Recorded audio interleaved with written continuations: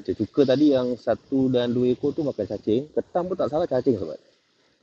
So begitulah suasana ataupun cara mereka makan rumput-rumput yang ada kan. Okay sobat, okay, kita ready selalu. Okay sobat, itu saja misi-misi kita hari ni. Ternyata kita menggunakan cacing dan disukai oleh pari cecuka sahabat. 2 ekor pari cecuka tu makan cacing. Ketam juga makan cacing sahabat, ketam makan cacing. Dan last tu ikan duri lah, biasa udang sahabat. Itulah suasana pun hari ni baik. Cuma berangin aja sahabat.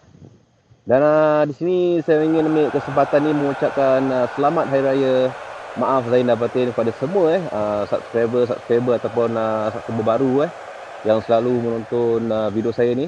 Saya ucapkan terima kasih dan semua dalam perjalanan selamat menyambut hari raya kita ni.